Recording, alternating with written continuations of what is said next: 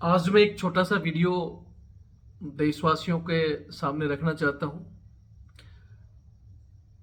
हमारी कैग यानी controller and audit general, जो कि हमारी सरकारी संस्थाओं की ऑडिट करती है, इसके एक रिपोर्ट के मुताबिक फौज के अधिकारी रिटायर्ड होने वाले 40% के लगभग विकलांगता पेंशन लेकर जाते हैं, डिसेबिलिटी पेंशन।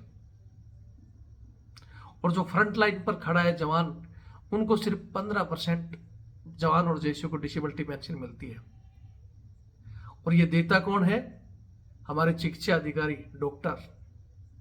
फौज के जो डॉक्टर हैं, सबसे ज्यादा वो डॉक्टर खुद ही डिसेबिलिटी पेंशन ले रहे हैं, सबसे ज्यादा संख्या उनकी है। अब इसके पीछे का झोलमोल क्या है, मैं इसी वीडियो में आपको बताता हूं। हालांकि मैंने फौज में रहते हुए बहुत से ऑडिट देखे हैं। हर संस्था में बोलते हैं ना कि 100 में से 80 बेईमान, फिर भी मेरा देश महान। हम देखते थे वहां ऑडिटर आ रहे हैं, इनको चाय पकौड़े खिला दो, घी का टीन दे दो, दारू की बोतल या कुछ लिफाफे में बंद दे दो, सब ऑडिट हो जाते हैं। तो ऐसे ऑडिटरों का तो कहना ही क्या। लेकिन फिर भी मैंने कहा कि 100 में से 80 बेईमान, फिर भी मेरा देश महान। कुछ अच्छे ऑडिटर हैं जिन्होंने इस रिपोर्ट को सार्वजनिक की है। इस केक की रिपोर्ट के मुताबिक डिसेबिलिटी पेंशन, क्योंकि डिसेबिलिटी पेंशन से 15 से 20% पेंशन एक्स्ट्रा मिलती है, 60 साल सर्विस भी करते हैं और फिर जाते जाते पूरे रैंक भी ले जाते हैं और डिसेबिलिटी पेंशन लेते हैं, क्योंकि सब कुछ उन्हीं के अधिकारों में दिया हुआ है। अंग्रेजों ने बनाया ही ऐसा है कानून भारत का कि एज ए कमांडिंग ऑफिसर अगर कोई जवान हकीकत में डिसेबिलिटी पेंशन का हकदार होगा, तब भी हमारे फौज के डॉक्टर उसको रुला देंगे, नहीं देंगे।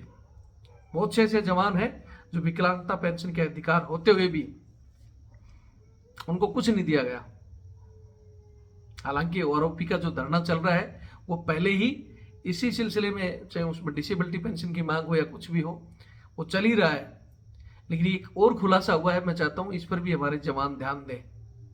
वैसे तो हर जगह जवानों का शोषण, इसी कैग के रिपोर्ट के मुताबिक पहले भी ये जो सहायक प्रथा का कि भाई जवानों का शोषण हो रहा है, उसके बारे में भी रिपोर्ट दी थी कैग ने कि हाँ जवानों का मिसयूज हो रहा है, घरेलू कामों में हो रहा है, सब कुछ दिया था और इस संसद में बताया भी था। लेकिन इस देश में चोर चोर मौसेरे भाई, नेता और अधिकारी देश को लूट रहे हैं और जनता बस देशभक्ति में ताली बजा रही है, हकीकत की ओर ध्यान नहीं दे रही। तो मैं चाहता हूं जिसको लगता है इस वीडियो को ध्यान से सुने, और जिनको लगता है कि हाँ इसमें सही है तो इसको फॉरवर्ड करें सभी तक। जिन अधिकारियों की हम इज्जत करते थे, मैं कहता हूं कि फौज के पहले बहुत रॉयल्टी रखने वाले अधिकारी थे, लेकिन अब उनका स्तर जो गिरता हुआ जा रहा है वो बेहद ही चिंताजनक विषय है। तो इस पर ध्यान दें और इसको शेयर करें, और उनको अगर शर्म आए तो अभी भी कहता हूं सुधर जाओ। वीडियो देखें और शेयर करें। जय हिंद, जय भारत, वंदे मातरम। मैं रविंद्र फौजी। आज हमारे देश की कैग, जो कि ऑडिट करती है सरकारी संस्थाओं का, उसने एक खुलासा किया है कि हमारी सेनाओं में डिसेबिलिटी पेंशन अफसरों को इतना क्यों मिल रही है। उस रिपोर्ट के मुताबिक 40% से ज्यादा अफसर डिसेबिलिटी पेंशन ले रहे हैं, और जो जवान और जैसियों जो दुर्गम इलाके में फ्रंट लाइन पर जो ड्यूटी कर रहे हैं, उनकी संख्या कम है। मिनिस्ट्री ऑफ डिफेंस ने इसके लिए जांच के आदेश दे दिए हैं। हो सकता है जल्दी सीबीआई जांच होगी।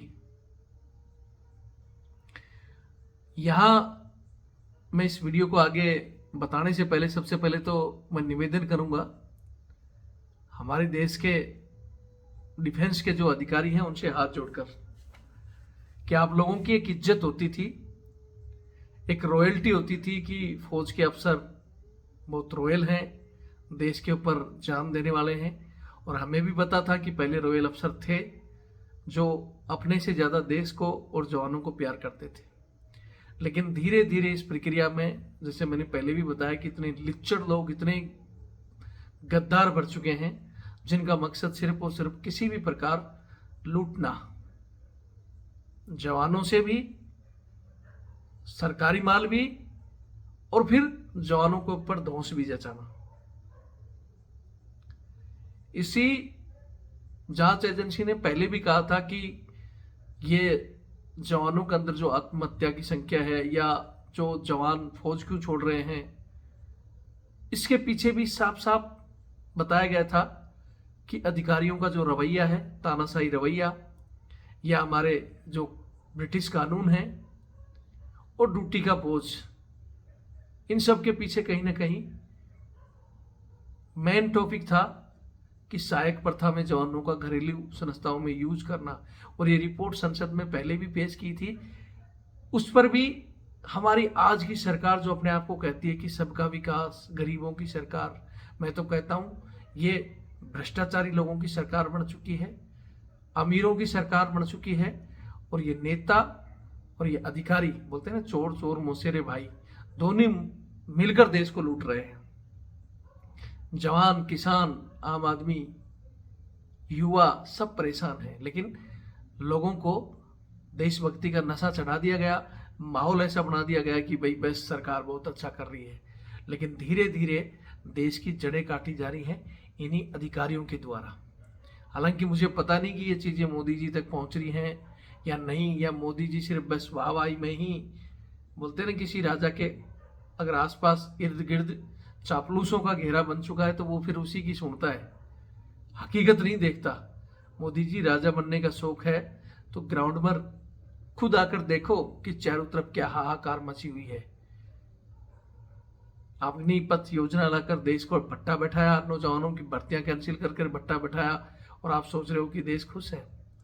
और सिर्फ इन अधिकारियों की वजह से, क्योंकि अब धीरे धीरे जवान गुलामी से बाहर आ रहे थे, सारा सिस्टम कंप्यूटराइज हो रहा था, इनको खाने को भी नहीं मिल रहा था और जवानों को जो गुलामी फ्री के नौकर भी नहीं मिल रहे थे। खैर ये बातें तो होते रहेंगी, लेकिन एक खुलासे के मुताबिक जो किया गया है कि डिसेबिलिटी पेंशन 40%, यानी समझ लो कि आधे लगभग अफसर जाते हैं तो डिसेबिलिटी पेंशन लेके जाते हैं, जो कि बिना किसी कारण से ही।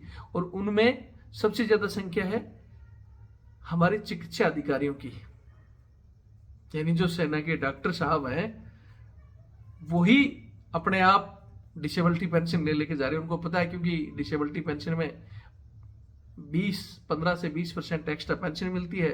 इनको पता है अपना पूरी नौकरी करो, बाहर कुछ करना नहीं, एक्स्ट्रा पेंशन मिलेगी, उसका लाभ उठाते हैं।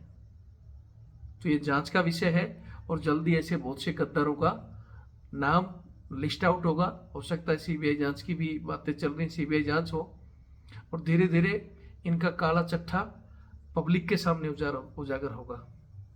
हमारे सैनिक ओआरओपी को लेकर बैठे ही हैं, क्योंकि वहाँ भी इन्होंने उनके साथ भी धोखा किया है, अंदरूनी जवानों के साथ धोखा करते ही हैं।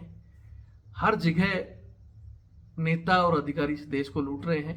लेकिन मैं फिर कहना चाहूँगा कि कम से कम जो फौज के अधिकारी थी, जिनकी रॉयल्टी होती थी, अगर कुछ अच्छे अधिकारी हैं, हालांकि एक दो को कुछ अच्छे अधिकारियों ने पनिशमेंट भी दी है, कोर्ट ऑफ इंक्वायरी भी चली है, कोर्ट मार्शल भी हुई है, लेकिन जो अच्छे अधिकारी चुप हैं उनको कहना चाहता हूँ कि अगर आप चुप रहो तो इसी रफ्तार से आपकी इज्जत गिरती गिरती एक दिन इतनी गिर जाएगी कि जो लोग वर्दी की इज्जत बोलते हैं नहीं, कंधों पर सितारों की वर्दी की बहुत इज्जत है, वो लोग